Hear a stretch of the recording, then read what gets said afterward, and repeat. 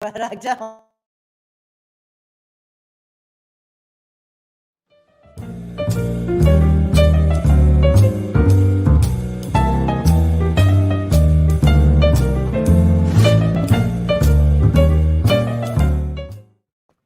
Hey, good afternoon, everybody, and welcome.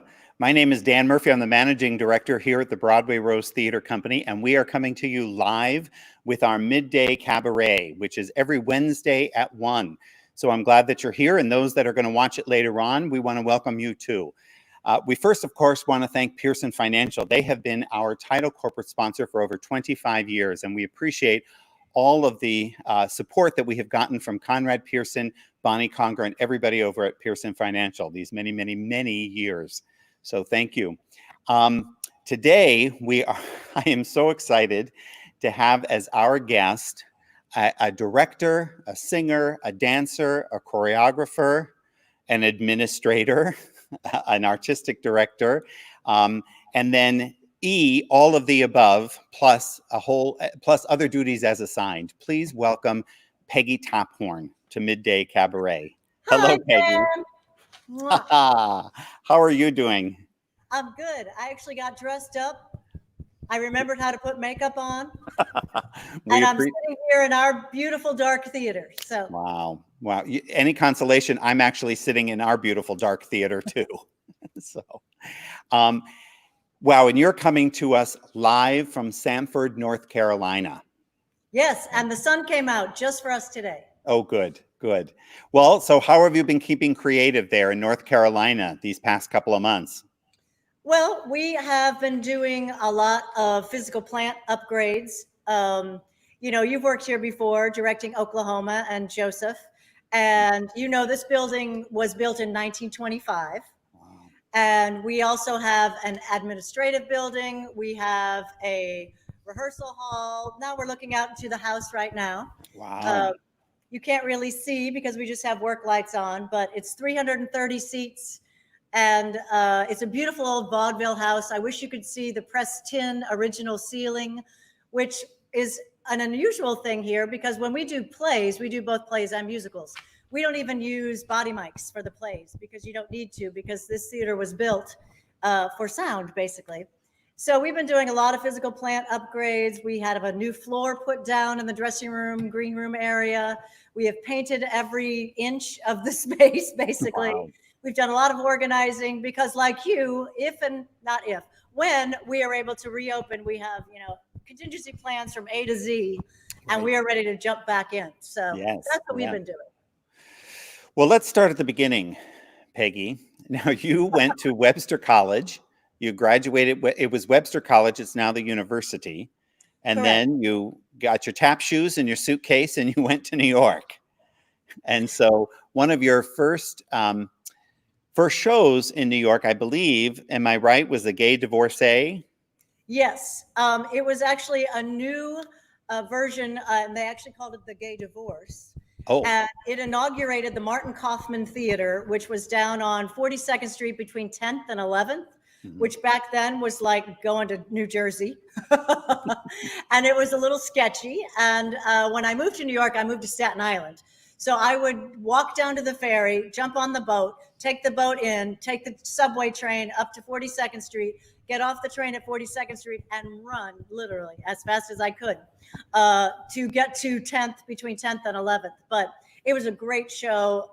It was a wonderful experience. And I tell kids all the time, take every job, because I knew the choreographer, Helen Butleroff, because I had done summer stock with her at the Starlight Theater in Kansas City when I was in college. So it's not like, she said, we have to hire Peggy Taphorn for the chorus, but she did know my face out of the thousands of, choreans who showed up with our little tap shoes.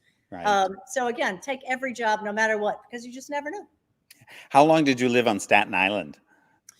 Almost 2 years. Wow. And I had my little, this is like the monologue from Chorus Line. I had my little teal audition dress and my little beige pumps. And by the end of the first 6 months, the guys who worked on the Staten Island Ferry knew my name because I'd be reading backstage. Remember when backstage was actually like a newspaper? on the way in and on the way out. And I literally went in, I circled everything. I didn't know any better. So I just auditioned every single day in my little teal audition dress until I got my big. Well, it worked, because then your first Broadway show, how old were you with your first Broadway show? 23. 23. I guess 23. And that was, of course, with Mr. George Abbott. So would you tell us a little bit about how that came about? Well, again, it's sort of a Peggy Sawyer story. I take every job you're offered.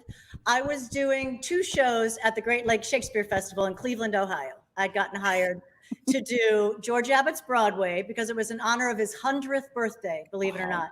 And he was going to direct his play that he had written in the 20s, a melodrama, a 3-act melodrama called Broadway.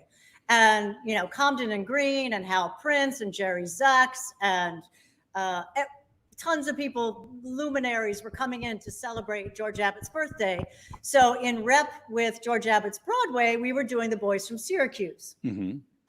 So we rehearsed The Boys from Syracuse. We put that one up. We were performing. We went into the first day of rehearsals for George Abbott's Broadway, directed by George Abbott himself. And we did the first read around the table, and then they sent everybody to lunch. And again, I was in the chorus of Boys from Syracuse, and I had 4 lines maybe in Broadway. So I go to lunch. The stage manager tracks me down. This was before the cell phone was invented, and said, "Can you come back after lunch and read some sides for the lead, Billy Moore, the ingenue?" And I was like, "Sure," you know, thinking I was going to be the understudy, and it's a little bump in pay. So the guy who was playing the male ingenue was at lunch with me. So Skip and I read through the scenes and went back, you know, no pressure. And so read the scenes, and Mr. Abbott, he was very tall, even at 100 years old. That's what I remember the most.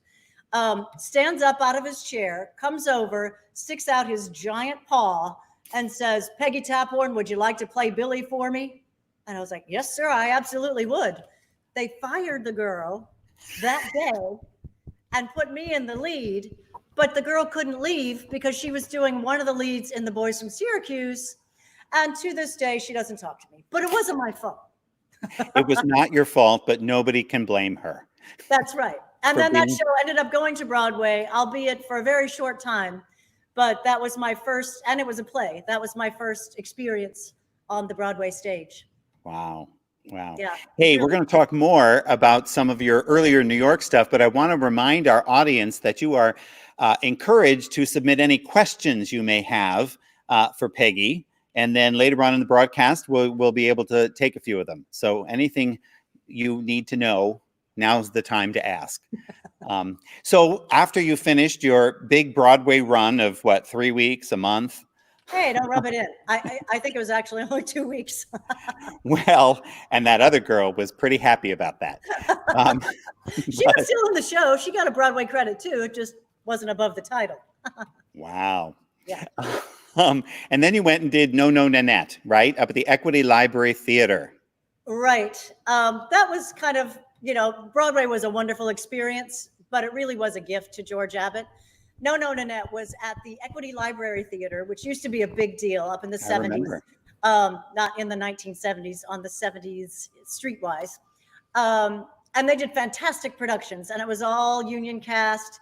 And it was kind of a way for beginners like myself to get seen by casting people and all that stuff in New York, because it was an off-Broadway credit. So once again, take every job, because Nikki Harris, whom I had worked with in Summerstock, was the choreographer of that show. And so again, not that she got me the job, but I got a little edge.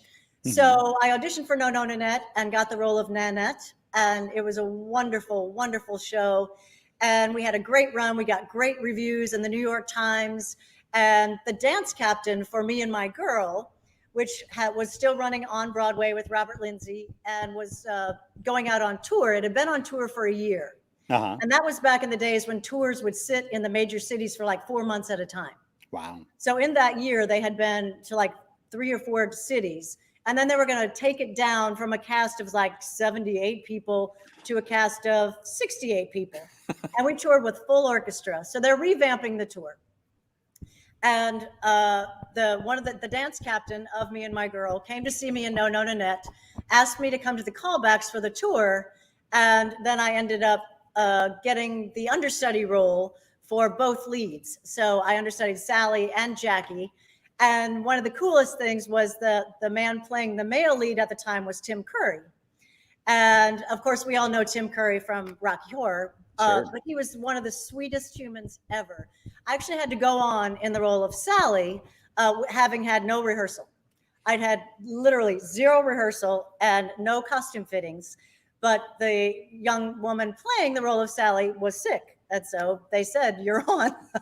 Wow. So literally, I had watched in rehearsal, again, take advantage of every opportunity. So I knew it kind of, but he just guided me around the stage, and he had brought me roses, Tim Curry. So he was just a lovely human being and was so generous with his time and talent throughout that whole experience. And some of my best friends in New York are from that experience. It was my first big tour. I'd never really been anywhere other than the St. Louis area and New York. So we went all over the United States. I did that show for, I guess, almost 2 years. Wow. And then they invited me to come and join the Broadway company for its final 8 or 9 months before it closed. So it was a great experience. And again, I love that show. I think Broadway Rose should produce that show so that I can revisit it. I would agree with you. Me and My Girl is one of my favorite shows that I unfortunately I didn't see you in it, but Sharon and I both were able to see the New York production when it first came out, and it's on our short list for such a big show. But one day. It's just really fun. It's charming. It's funny. It's heartfelt. Yeah. Well, you've actually been in 6 Broadway shows. What are a few of the others that people may have seen you in? I have to go in order. So after that was Showboat, and then Smokey Joe's Cafe, and then my final show in New York was Urinetown. Okay. Which is another one of my favorites. Sure. I love that show. Sure. Unfortunately, it's hard to do because of the title here in North Carolina anyway, but it's again, really funny. And, it talks about social justice issues. The premise of it is that the world has run out of water. And basically you have to pay a big corporate entity in order to get any water whatsoever, for drinking, for toilets, for showering. So it's really fun and funny and very important. Yeah. And you also did Showboat in London, right? Yes. After I toured with Smokey Joe's Cafe, I actually left the tour of Smokey Joe's to go to London to do Showboat. Wow. Showboat's the show I've done the longest. I did Showboat for over 3 years, if you put it all together. I did it in New York, and then I was supposed to do the tour, but then I did the tour of Smokey Joe's. So then while I was on the tour of Smokey Joe's, they put together the London company, and I got to spend almost a year on the West End at the Prince Edward doing this beautiful show. And so correct me if I'm remembering it differently, and you were the dance captain. I was the dance captain in New York. In New York. In London, I was an Ellie understudy, and there was a situation where I was going to take over the role of Ellie, and that didn't happen. So that's all I'm saying about that. And that we'll save that for the extended director's cut. Exactly, the After Midnight Cabaret. Hey, so would you please sing us a song? It is Cabaret, and I could talk all afternoon, but let's do a little singing. I haven't sung for a few years. It's from Me and My Girl. I'm going to stand up. Here, hold my stool. And it's called Take It on the Chin, because these days, everybody's suffering and the world's in turmoil, but you got to stand together and put a smile on your face, and we will all get through it. And so this is very heartfelt from me to you.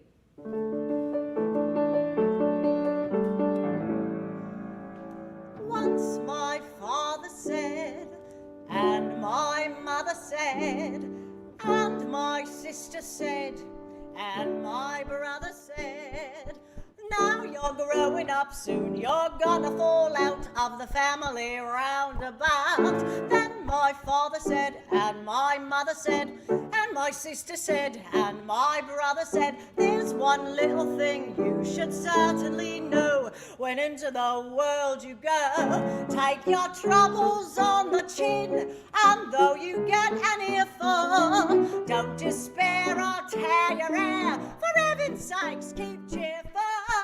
That's what father said, that's what mother said, that's what sister said, that's what brother said. They were certainly right in telling me so, and I think that you should know. Here's a little trick.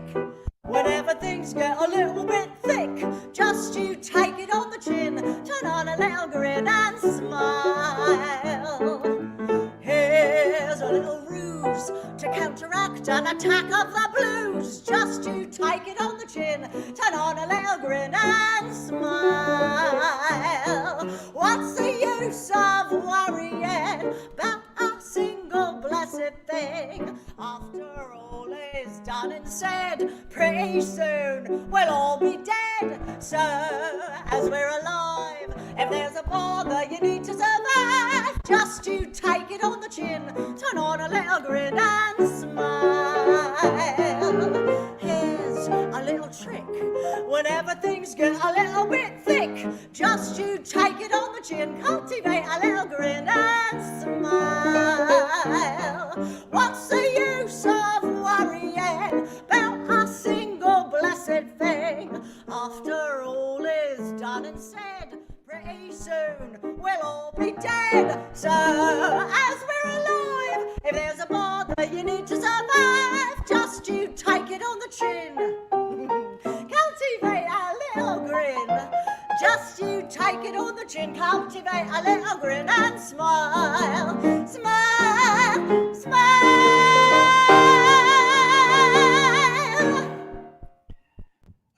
Yay. Yes, yes. Hey, so you came to the Broadway Rose in 2005, where we were doing Chicago. And I remember you were recommended by our good friend Abe Rybold. Yes, And, my birthday brother, Abe. Yes. And Sharon talked to you on the phone. And I remember the first day I met you, Sharon picked you up at the airport. I had never met you at all. You were sitting in her office and you were in Tigard for 24 hours for the callbacks for Chicago. And then you flew off again and we said, okay, we'll see you in the summer. Gee, Sharon, I like her. Good and thing. then, I'm very fortunate. Well, we are very fortunate. And you did actually, you have directed and almost choreographed. You've directed 10 shows for us. Wow. And then most of those you have also directed and choreographed, starting, of course, with Chicago, and then back in 2005. And then we had gone on. You did 42nd Street with us and Singing in the Rain. And then you came back and did Dames at Sea. There you are up on the piano. And of course, Hairspray back in 2011. And that actually was the second time you and I worked together because we starred opposite each other in Dames at Sea, where you directed, choreographed, and starred in. And then you did Hairspray. And Hairspray was huge. That was a huge summer for us. And you are a very patient woman. that was a wonderful show. I actually was hoping you were going to wear some of your Edna dress today. Oh my gosh. You were the one, God, I remember turning to Ron Dom, who played Wilbur, and I said, next time I do this, I'm playing Wilbur. None of this showing up an hour and a half to have to start, shaving my back and putting eyelashes on.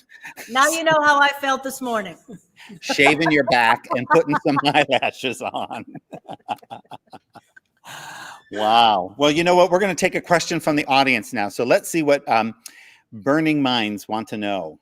Ooh. So here we go from Patsy Britton. So good to see you, Peggy. Which play at the Broadway Rose did you enjoy the most? Now be tactful. We haven't. Everyone? I said the next one. Oh, the next one. Right. True. I actually have wonderful memories from all of them. From the beginnings with Chicago, up through Hairspray, Addams Family, Music Man.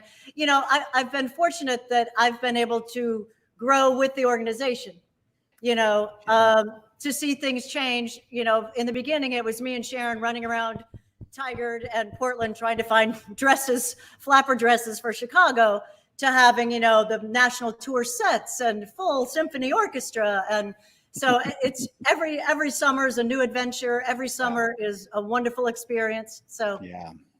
Well, and I know you were going to be here to assist Katie Tabb for the wedding singer, so that went bust, which is really a bummer. So but you will be back for sure. Right. We can't wait. We can't wait. I've just had wonderful opportunities like this summer, being able to work on a new show that I didn't know, like The Wedding Singer, which is what I did back with Cats, because I knew I wanted Temple to produce Cats, but I'd never done the show. So Lynn Kramer allowed me, and you guys allowed me to come and help with that production so I could get the ins and outs of it.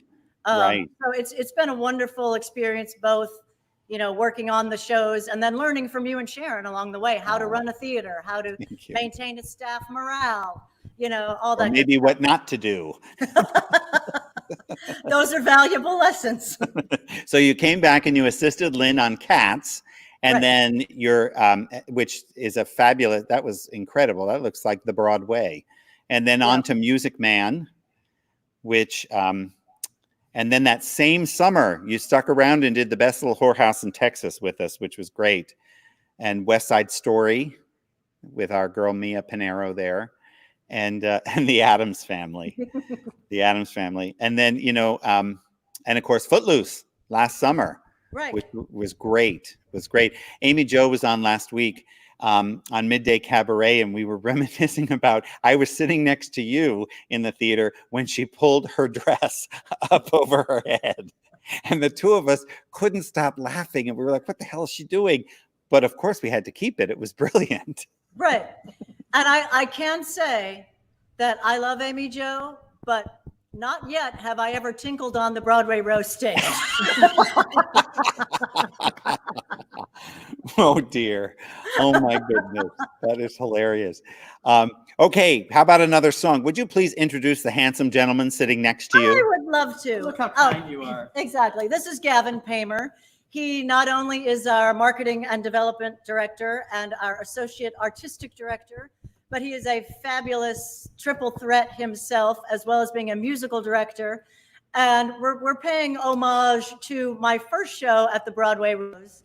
And, actually these days I'd be more of a Mama Morton than a Velma, but I'm going to sing the Velma part, and he's going to sing the Mama Morton part, because again, I think we all need a laugh, and this is just such a fun song to do. So, ladies and gentlemen, Mr. Gavin Paymer playing Mama Morton.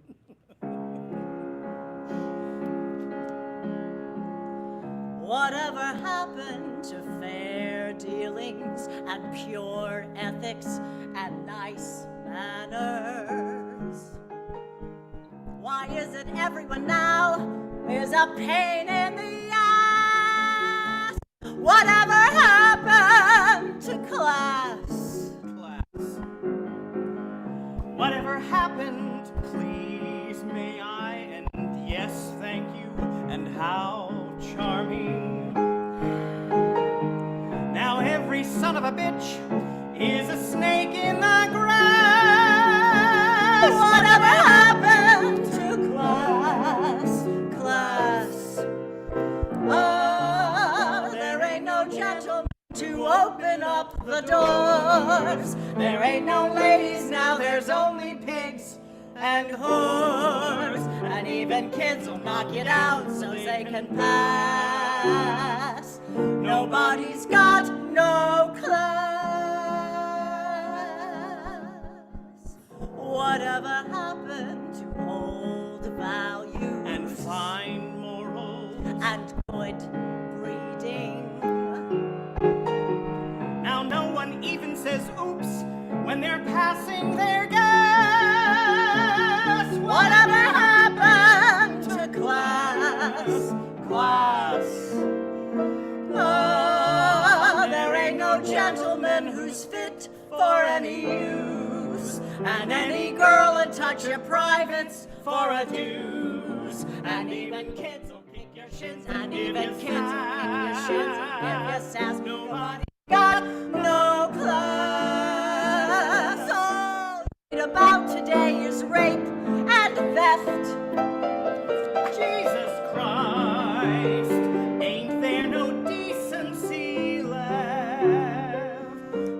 but he's got no class. Everybody you watch, he's got his brains in his crotch. holy crap, Holy crap, what a shame. what a shame. What became of class?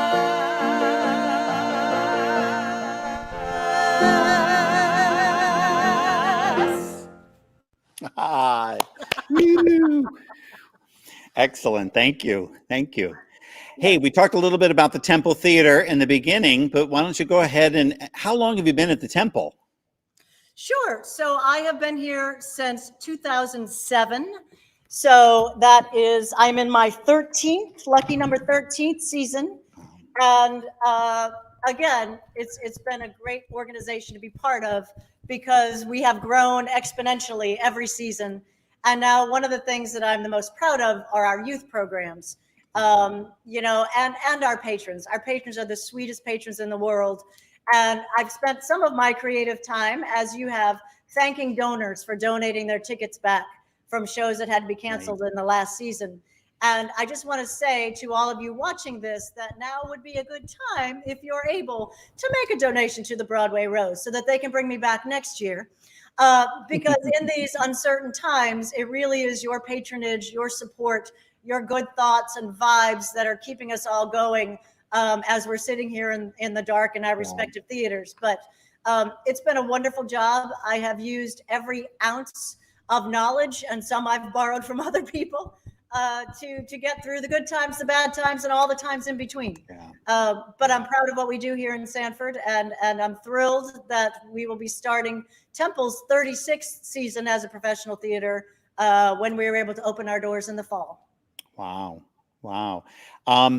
This is the one thing I want to share with audiences is that the Sanford Herald gave you in 2016 the Lifetime Achievement Award. And I was so thrilled to read that.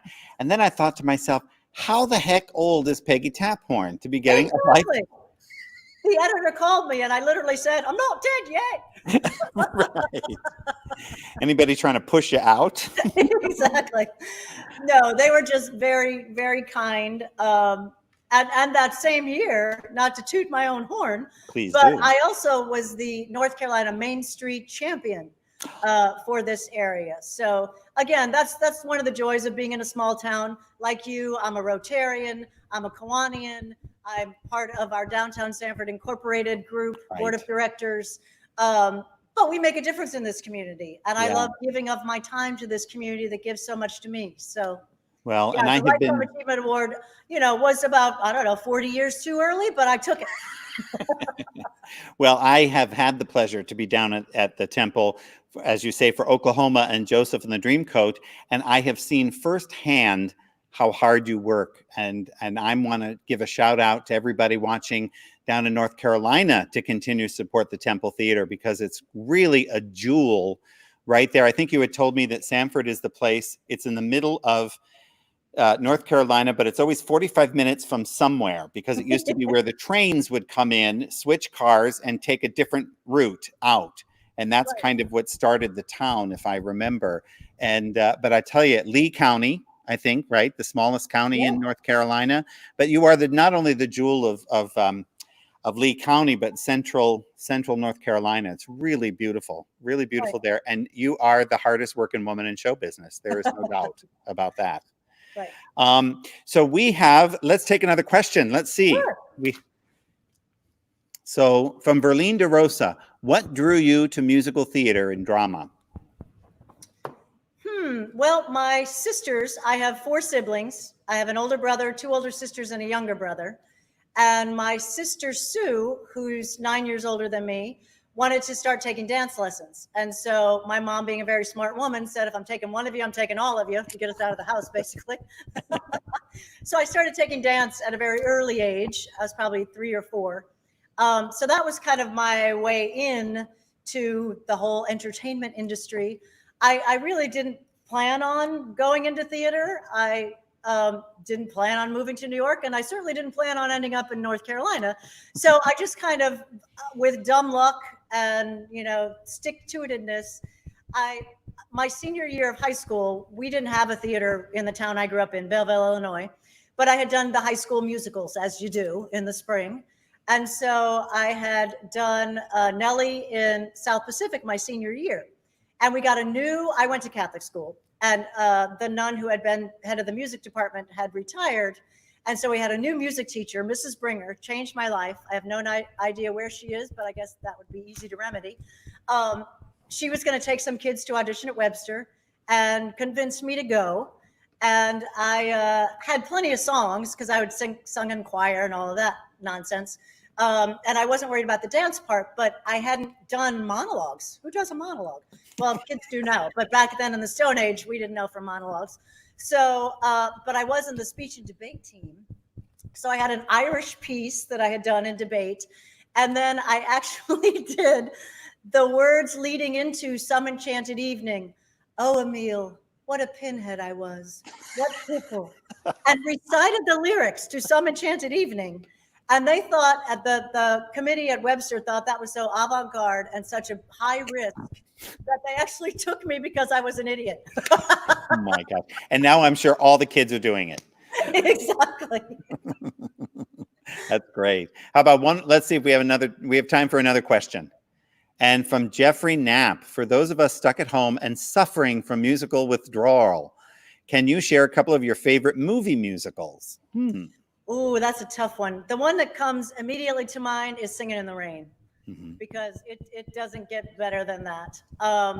There have been some great made-for-TV musicals lately, but I like the big old, splashy musicals like that. Yeah. The scene when they're with the dancing and the green dress, Singing in the Rain just kills me. The dancing in that movie. Yeah. West Side Story's beautiful movie. Because of the dancing. I like the big old splashy musical. Yeah, me Seven too. Brides for Seven Brothers. That's a fun one. Yeah. I'm sure there are more contemporary musicals, but I'm old and I don't know any of them. Well, you have a Lifetime Achievement Award, so that's right. What we figured.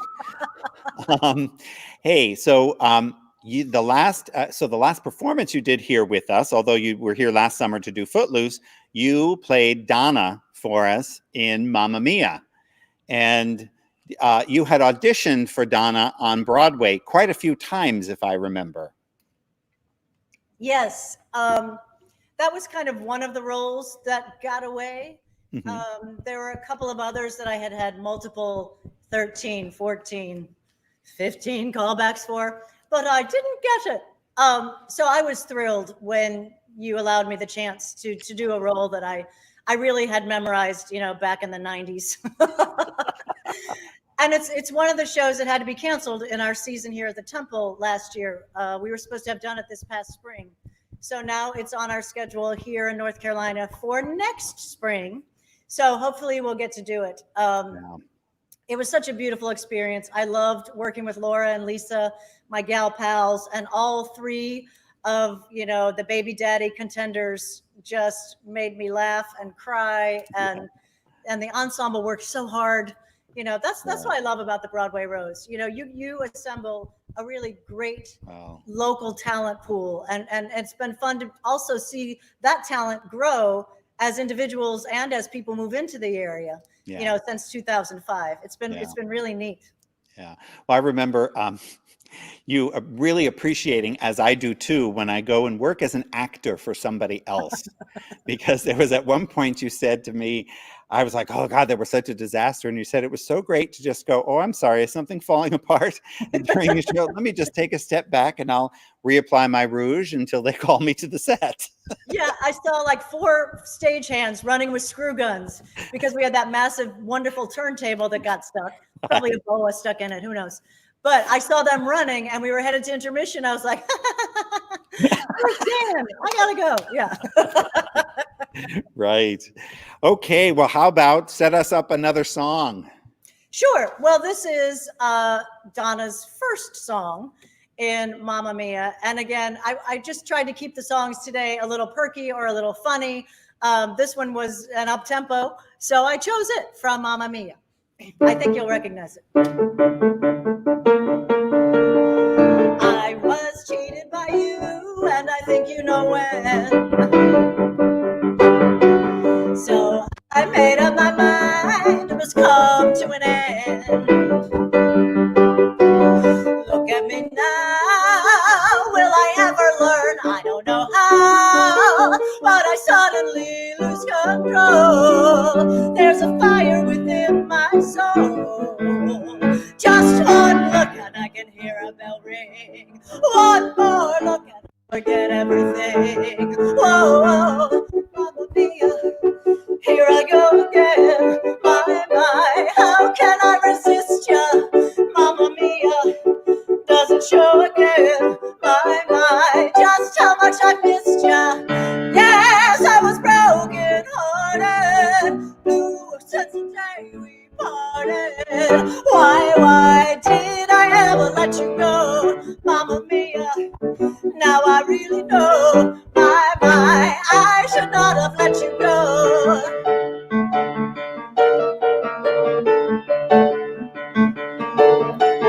I was angry and sad when I knew we were through. I can't count all the times I've cried over you.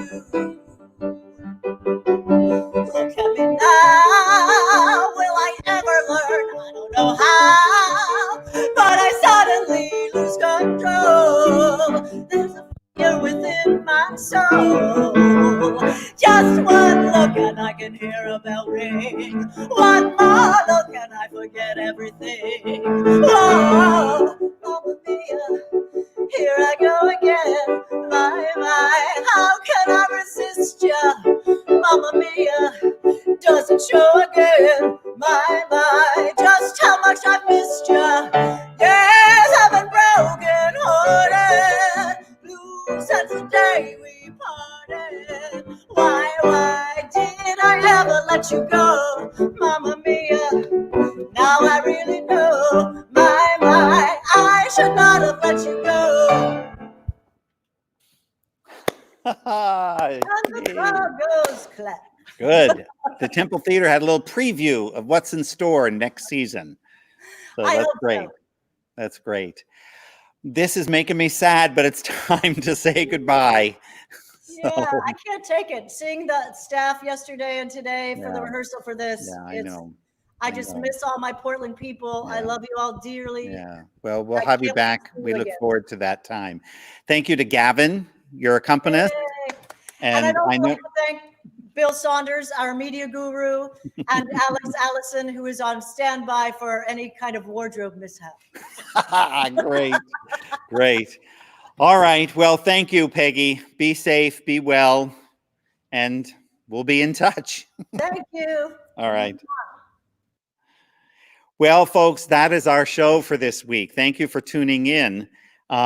Next Wednesday at 1 Pacific Standard Time, we have Reese Moshburn and Mariana Thieland. And you may actually know them as the Bylines, but they've actually both worked here over the years, and we are thrilled to be able to catch up with them. So we look forward to seeing you next Wednesday at 1.